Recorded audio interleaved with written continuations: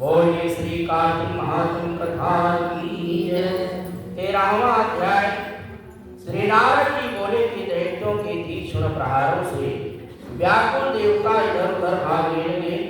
तब इंद्र आदि को इस प्रकार भयभीत देख करके गरुड़ पर चढ़े हुए भगवान युद्ध में आगे बढ़े और उन्होंने अपना सारंग नामक धनुष उठा करके बड़े जोर से टंकोर किया और त्रिलोकी शब्दित हो गई और पल मात्र में भी भगवान विष्णु ने हजारों दैत्यों के सिर काट दिए। और ये श्री लक्ष्मी नारायण भगवान यह देख करके जलंधर के क्रोध की सीमा न रही।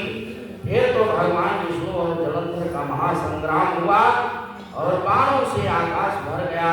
लोग आश्चर्य करने लगे कि भगवान विष्णु के अपने बाणों के वेग से उस दैत्य की ध्वजा छत्र और धनुष बाण सब काट दिया तथा एक बाण से उसकी छाती में प्रहार किया और इससे व्यथित होकर के और उसके सामने प्रचंड गदा उठा करके गरुड़ के मस्तक पर दे मारे और गरुड़ पृथ्वी पर गिर पड़ा।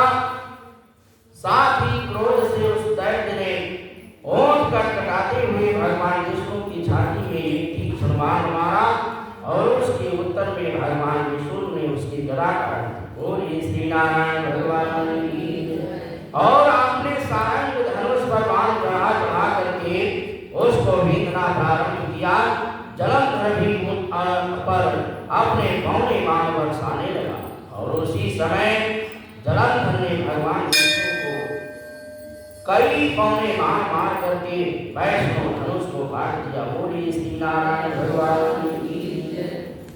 धनुष कट जाने पर भगवान ने गदा ग्रहण कर ली और शीघ्र ही जलंधर को खींच करके मारी, परंतु उस अग्निवत अमोघ गदा की मार से जीवा चलायमान न हुआ और मदोन्मत्त हाथी के समान उसे यानी गदा की मार को फूल की माला की जान पड़ा।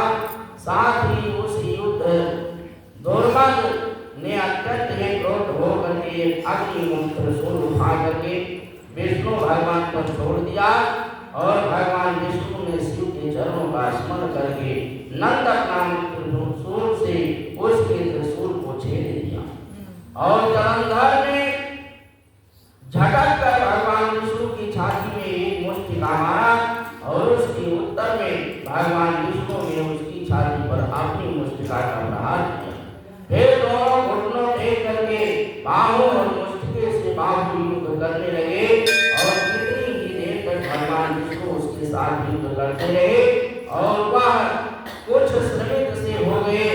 तब सर्वश्रेष्ठ मायावी भगवान उस दैत्य राज से मेघवाणी में बोले कि हे राय दुर्मम दैत्य श्रेष्ठ तू धन्य है जो इस महायुद्ध में इतने बड़े बड़े आयुधों से भी भयभीत न हुआ और तेरे इस युद्ध से मैं बड़ा प्रसन्न हूँ। तू जो चाहे वो मांग ले, मैं अनेक वस्तु भी आज तुझको दे दूंगा। मायावी भगवान विष्णु की ऐसी वाणी सुन करके जलंधर ने कहा कि हे भाऊ यदि आप मुझ पर प्रसन्न हैं तो यह भी वर दीजिए कि आप मेरी बहन के साथ तथा अपने सारे कुटुंब सहित मेरे घर पर निवास करें। बोलिए श्री नारायण भगवान की जय। श्री नारायण जी कहते हैं कि उसके ऐसे वचन सुन करके भगवान विष्णु को खेद तो हुआ किंतु उसी क्षण देवेश ने तथास्तु कहा और अब भगवान विष्णु सब देवताओं के साथ जलंधर में जाकर के निवास करने लगे। जलंधर अपनी बहन लक्ष्मी और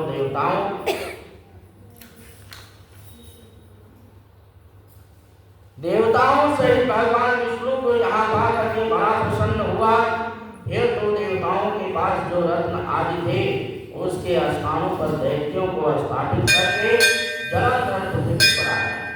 निस्तोम को पाताल में स्थापित कर दिया और देव दानव यज्ञ गंधर्व सर्प राक्षस मनुष्य आदि सबको अपना वशीवर्ती बना करके त्रिभुवन पर शासन करने लगा और उसने धर्मानुसार सुपुत्रों के समान प्रजा का पालन किया और उसके धर्म राज्य से सभी सुखी थे। बोलिए श्री नारायण भगवान की।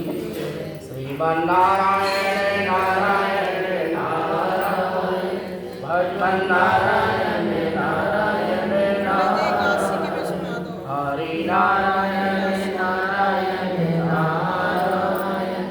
स्वामी नारायण नारायण नारायण विष्णु नारायण नारायण नारायण हरि नारायण